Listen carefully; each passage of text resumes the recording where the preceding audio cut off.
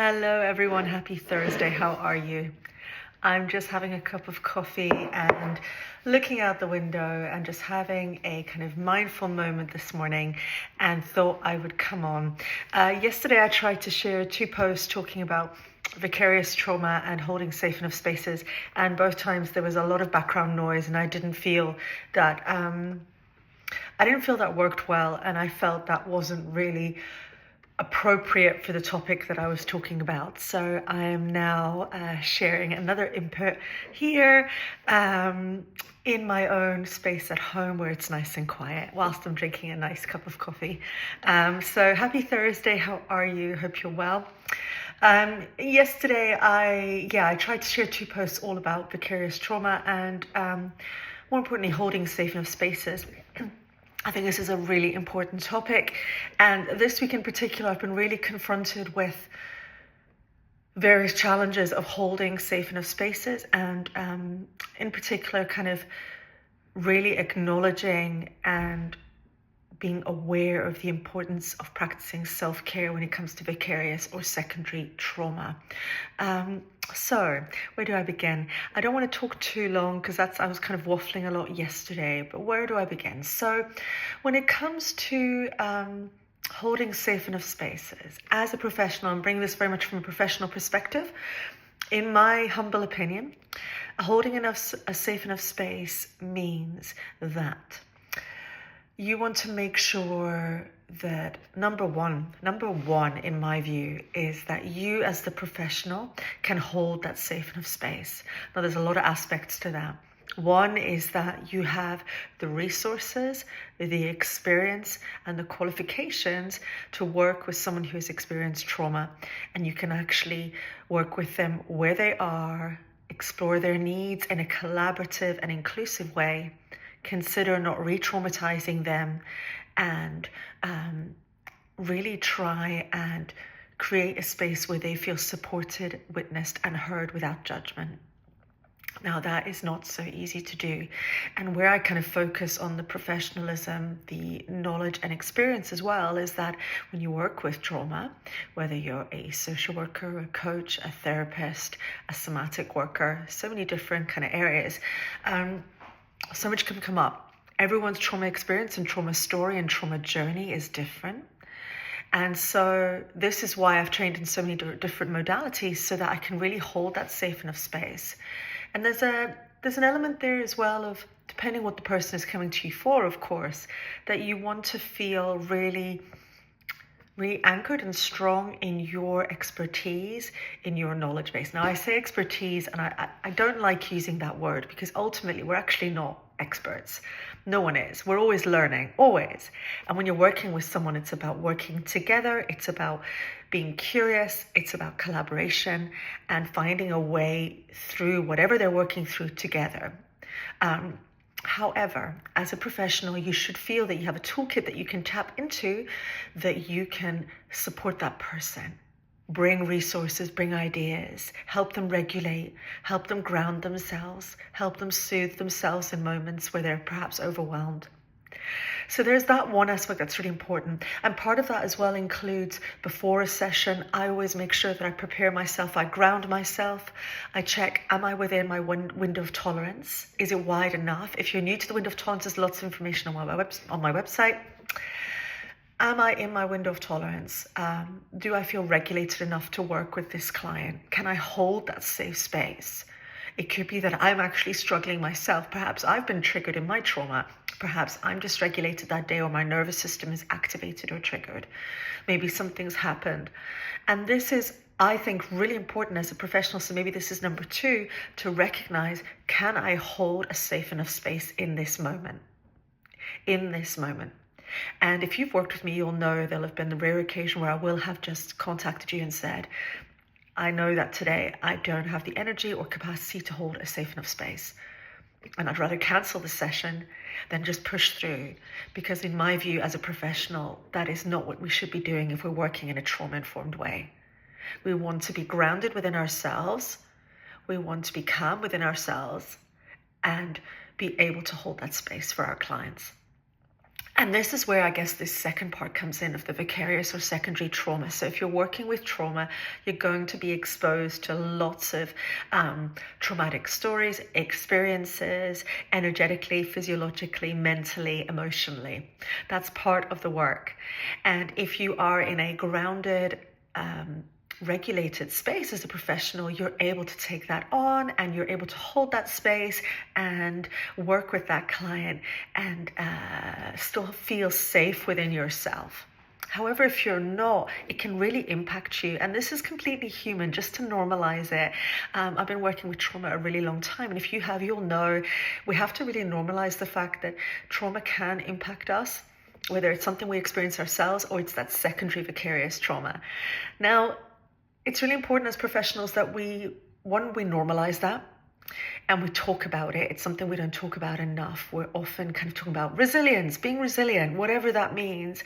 And actually, I think being resilient is recognizing that it's challenging working with trauma, that we have to take care of ourselves.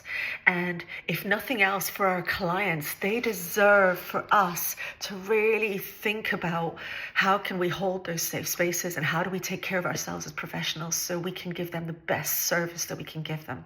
They deserve that. We deserve that. So things that you can do to support yourself when it comes to secondary or vicarious trauma, because for a lot of us, if you've experienced it, I have, it can mean that kind of we feel the trauma within our bodies. For some people, it can mean that they take the work home. They maybe have difficulty sleeping. It can cause anxiety. It can be overwhelming. It can activate our nervous system. It can dysregulate us. But there's wonderful ways that you can manage that. So the one thing is preparing before a session, like I've just talked about, but also afterwards, debriefing with someone if needed. Maybe doing co-working if that's needed, so 2-to-1. That's another option. Supervision. So I go to regular supervision, whether it's in my day job or for my COA business. Supervision, maybe clinical supervision with a clinical psychologist or a therapist. Going to supervision groups. So I hold a trauma-informed supervision group with people that I feel comfortable with and respect and feel connected with, where we can share what is happening for us and our thoughts and our values and question our work as well, which is another really important part of being a professional, questioning what we do, evolving all the time, doing continuous professional development, talking to other professionals and reflecting. Really, really important. We should never get stuck and stagnant. So yes, supervision, debriefing, making sure after a session you have time to ground yourself. I'll often go and make sure that I have time to ground myself, to go outside, press my feet into the ground, do a mindfulness practice, go for a walk, do something where I can re-regulate my nervous system. And most importantly, just really identifying, owning, and recognizing that we have just worked with trauma, and that it has an impact on us, and that we can be desensitized. And we want to also recognize that, because our body picks everything up. We embody so much. And so as a professional, it's about acknowledging it, if nothing else. And that already can be quite powerful, just to acknowledge it and talk about it. So yes, these are my thoughts.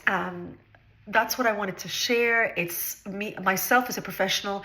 As you know, I'm really passionate about nervous system regulation on lots of different levels, in different ways.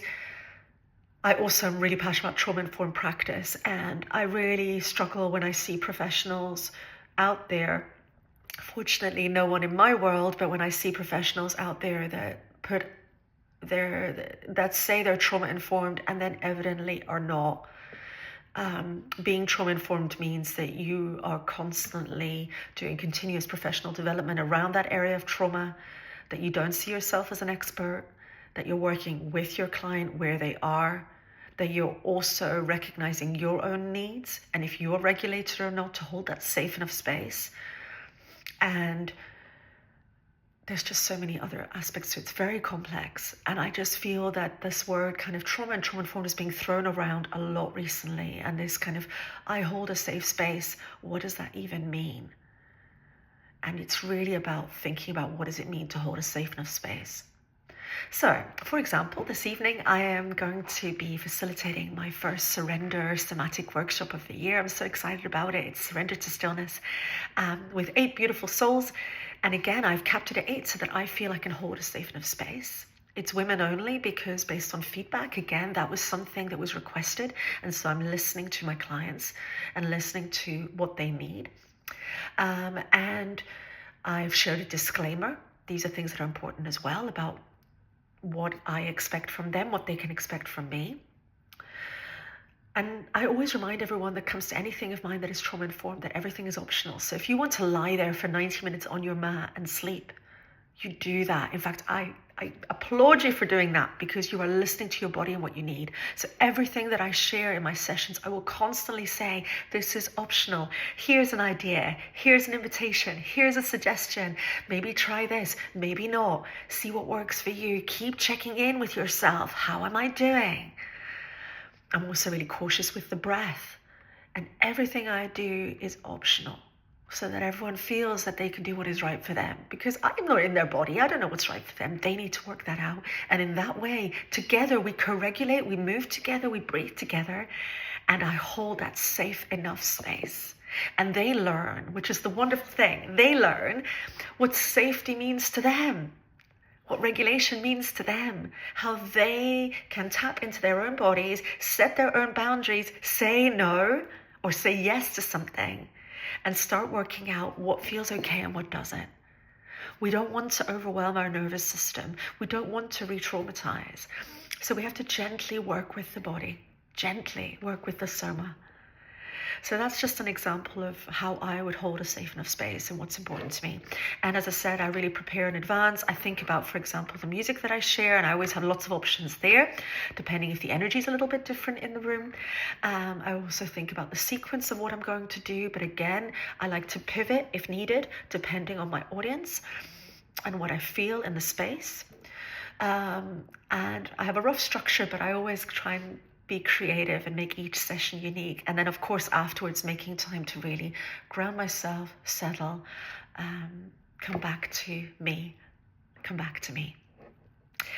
There we go. So there's been a few versions of this. If you listened to a few lives yesterday, there'll have been different versions, but this is my version today of what I think is important to share about vicarious secondary trauma and holding safe enough spaces. I will be sharing a podcast very soon with a fellow professional all about this topic, and I really look forward to hearing their thoughts and unpicking that in a proper kind of podcast session. And talking about podcasts, my next podcast is coming out this weekend. I'm super excited. So watch this space. I hope you're all well. Wishing you a lovely Thursday wherever you are. It is a beautiful morning, blue sky and sunshine. I'm going to crack on with the rest of my day, enjoy my coffee, and thank you for listening. And I'd love to hear your thoughts. If you've got any thoughts, I'd love to hear your thoughts. Take care, everyone. From me, Corey, the face of Koa in the heart of Edinburgh.